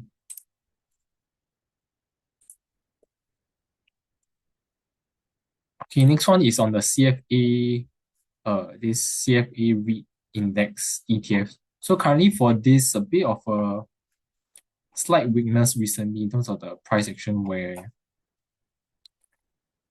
uh, yeah, in terms of price action where previously it was a very steady uptrend from June onwards, and then afterwards there was a breakout of this 84 cents level. However, towards end of October to November during the retest, there was a lower high bounce, and currently we're back to retest this area around close to about 83, 84 cents area. So some slight weakness, and also this 20 MA level, which 20 MA this orange line, which was acting holding as a support. Also, currently price is showing some possible weakness below that as well. In terms of the weekly, also still okay. As long as this around the 83 cents level must hold, which is the 10 MA on the weekly. So for now, I think some slight weakness. We might see some sideways consolidation. 83 cents is the key level to hold over here. For now, if not, we might see some further pullback towards like 82 cents over here. So in the meantime, I will expect some sideways consolidation. Given that price has for now failed to actually make a higher high or retest this 85 cents swing high level for now. So most probably sideways between like 83 cents, 83 cents for 84.5 cents for now for this CFA REIT ETF. Next question is on SIA. Yeah, so for SIA, I think after the earnings, there was a bit of a gap down, and then on the first day after the drop, it retested the support level over here again around 648. It held this level, but today we've seen a bit of a weakness again. So I think overall there could be some possible further downside to come, because if you look at the weekly chart before that, it was showing weakness already, where price was consolidating sideways, and then it closed below the 5 and 10 MA on the weekly as well. So some weakness for that, and I think we could possibly see some further pullbacks to maybe retest around 638, the next support level. Yeah. So for now, resistance likely to be around this 650 to 655 area over here.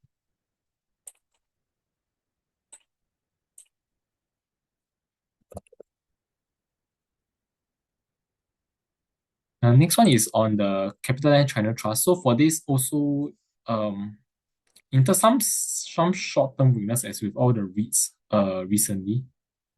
So previously it was holding this upward support line from the end of June, forming higher highs and higher lows, and recently the momentum slowed down after retesting this 81.5 cents level, just moving sideways for now. So for now, I would think just moving sideways. It will just be moving quite sideways with support around 77 cents to 78 cents and resistance around 81.5 cents and above. Then on the weekly also can see still trending okay, where price is just still maintaining at the 10 MA support level with around 79.5 cents over there for now, which price has been holding above since end of June. Yeah, so for now, I would think just some sideways consolidation for now, perhaps.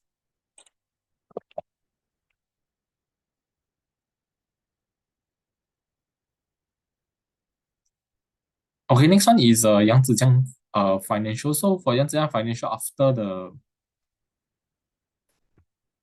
currently for now, I think there's a bit of looks like a bit of a sideways consolidation where price is trying to get back above the moving averages, where price is over here. Price recently broke above these 50 cents resistance level over here, and also some of the short-term moving averages recently since last Monday. So I think for now, maybe some sideways consolidation. As long if you can hold this 50 cents level, which also this 10 MA level, then perhaps I think we could see some further rebound to actually try to retest the higher resistance levels around 55 cents to 56 cents area. So for now, maybe some sideways movement first. Yeah, on the weekly, last week managed to recover back some of the short-term resistance, which was the 5 MA on the weekly. Yeah. So possibly we could see some share price recovery if it maintains around the 50 cents level.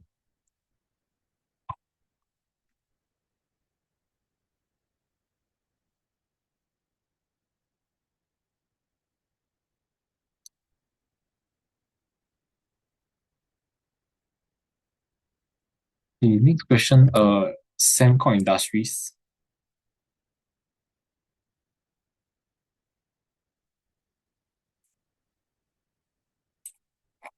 Okay, so for Semcon Industries, I think for now price is just consolidating pretty much sideways for now, with resistance holding around the 655 to 660 area, and support is coming in around the I would say around close to 630. If you look at the weekly chart, price is still maintaining at this 10 MA level over here. So I think that will be the support around 630, and resistance currently around the 20 MA weekly.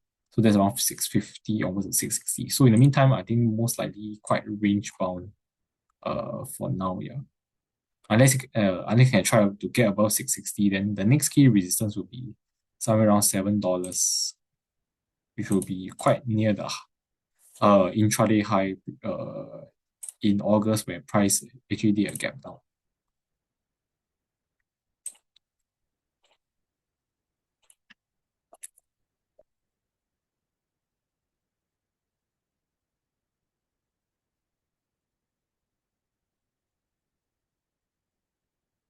Yeah, next one is on WeHer. So for WeHer, I think currently price actually has been pretty much sideways with a bit of weakness as just can't really get above this 5 and 10 MA weekly, which is around 72 cents, 73 cents, with a strong candlestick. So just moving quite sideways for now. The key support for now is around 70 cents, the psychological level, as well as the 20 MA on the weekly. So I think just quite sideways for now. 70 cents is also around the horizontal support recently.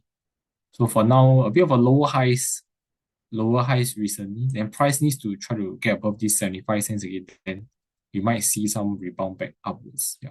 But for now, I would say price should be quite muted and just moving sideways overall.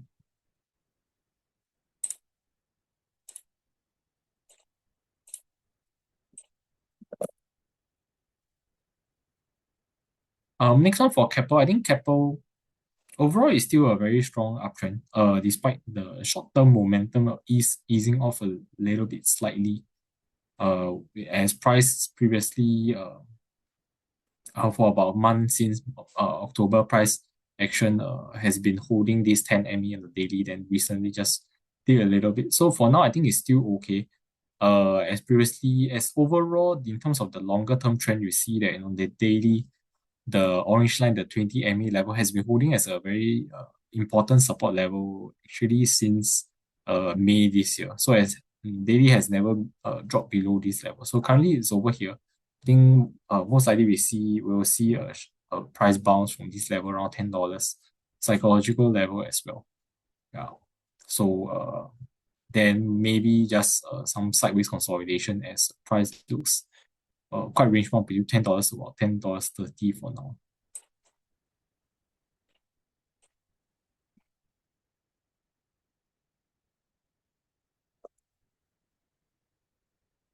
The next question, there's a question on ComfortDelGro.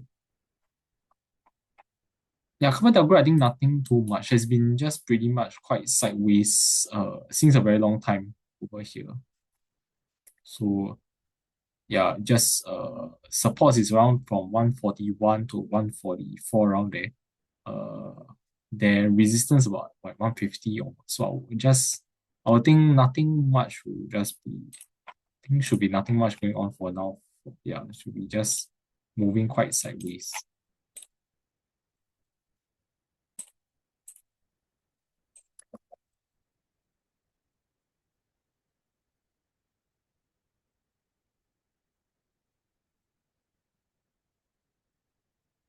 Okay, next one is sets. So I think sets for now also pretty much sideways. Price has been moving sideways, facing a bit of resistance from the after retest of this 352 level, which was previously this support breakdown level early this year in January that led to the stock pulling back. And for now, just moving sideways.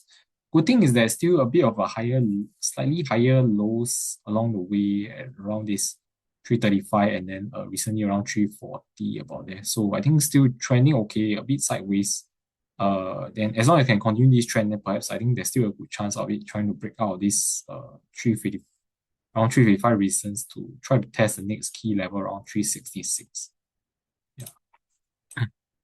Yeah, on the weekly, I think still maintaining very well on which has been trending, finding support along the 10 MA weekly.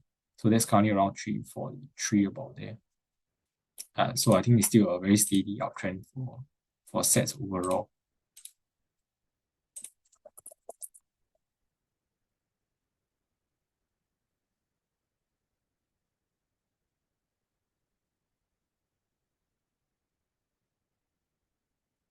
Okay, next one for Centurion. I think Centurion still currently in a bit of a downtrend.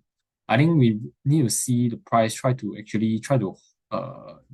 for a turnaround, need to see a few factors where price try to break above the short-term moving averages, especially the 5 and 10 day, this blue and red line, and the 5 and 10 MAs try to cross over this 20 MA, which has been holding as a bit of a resistance as well. So for now, still pulling back, moving a bit sideways for now, around 135, which is currently slightly below the 200 MA, this purple line as well. So I think for now, maybe some sideways price action generally between 135 to about 140 as of now, which 135 was previously a horizontal swing high resistance as well. So we might see some sideways price action for now. I think. Yeah, then if you can try to get above 140, then there might be a chance for a slight further rebound. Yeah, on the weekly, currently still not much signs of any reversal yet because price is still holding below the 5 MA as well as especially the 5 MA on the weekly. So there's still quite weak price action overall. So I think overall might be a bit sideways for now first.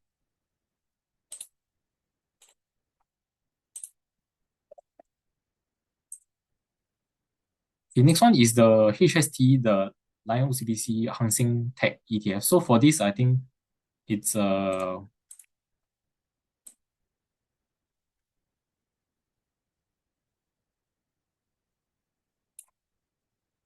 So for now, there's a bit of a slight weakness as a price action wise. There's been a breakdown below this trend line support over here, and then there's been two retests of this 93.5 cents, 94 cents support level. We have a lower highs on the way and finding resistance from this 20 MA level. So I think overall we might see so for now still looks like a bit of a weakness ahead. So we might see some I think possibly some further pullback towards maybe somewhere close to 90s close to the 91, 92 cents area where previously there was swing high resistance in July. So that's about 91.5 cents. Yeah, so that will be currently it's around close to the 100 MA level, this blue line. So I think you might see some slight weakness towards some of the purple line, which is the 200 MA, around 91 cents. That's yeah, I think that could be a support afterwards. Yeah, if it breaks below this 93 cents level. Yeah, so which was also the level seen in the support level seen in April this year when there was the sell off. The 200 MA held the price and afterwards there was a rebound. So I think we might see the 200 MA hold the price again if it touches this level close to 91 cents. Okay, I think it's about one. I will just end the session over here for now. I think there's still quite a bit of questions that we can't answer due to time. But I appreciate all for all the questions and also attending our webinars today. But feel free to post our questions in our Poems 3 community chat. Then we'll take it over there. Yeah, sorry, we are unable to take all of them due to time constraints. Yeah, so I'll just stop sharing my screen over now and just like to thank everyone for attending our webinar today, and I hope to see you all again next week. Yeah, thanks everyone. Yeah, bye bye.